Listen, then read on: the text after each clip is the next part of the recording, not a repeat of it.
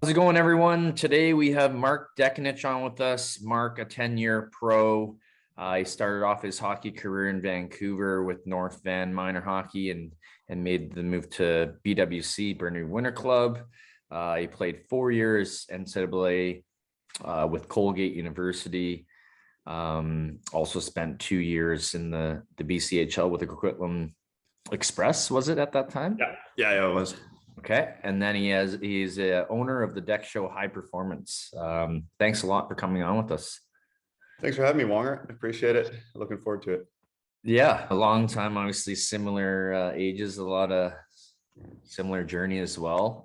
Do you want to, I guess, give a good little introduction of yourself, who you are and what you've done and where you played? Sure.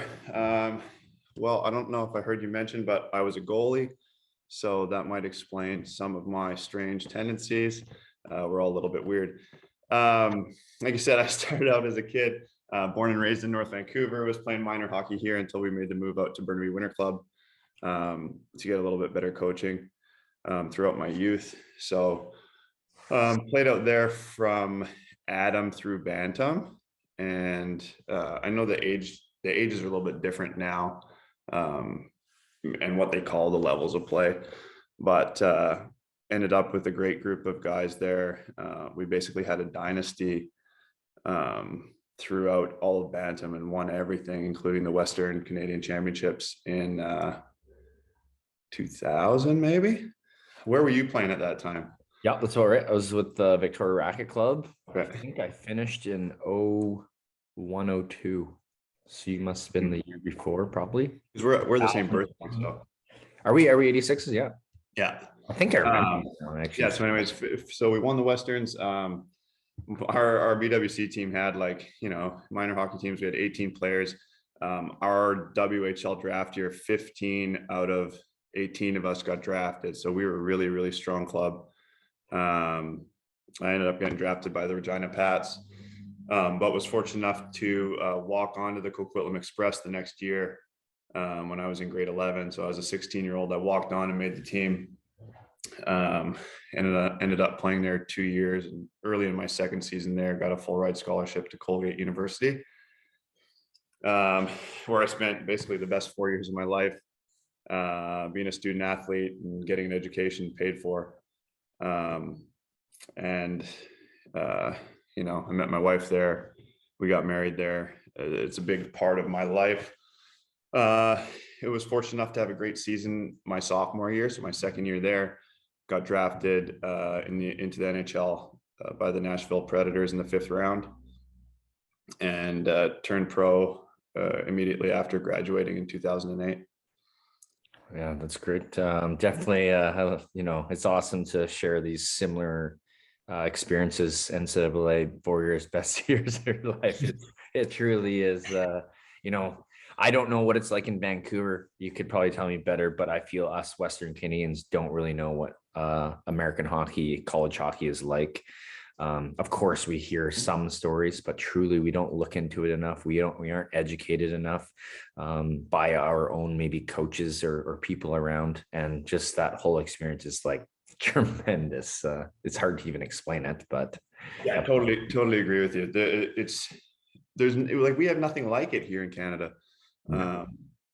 Just the whole college experience in general, and post-secondary education is different here from the US, but being a student athlete, NCAA student athlete, is an experience for sure. Yeah. How about so a little more introduction here before we get into the questions? You want to talk a little bit about your Regina Pats draft year? That just explain that, and then even in the 5th round draft pick with Nashville Predators. Yeah, sure. Let's see. I guess it was our first year Bantam would be when we were eligible back then for the WHL draft. I was pretty high up there in the province, I guess, for in terms of goalies, and was on the radar. I actually ended up breaking my foot skateboarding, which was probably a poor choice near the beginning of the season, right? And my old man didn't talk to me for like a month. He was so choked. Broke my foot, was in a cast, like couldn't play. Ended up coming back and being good and whatever, and still ended up getting drafted in the 5th round again in the dub.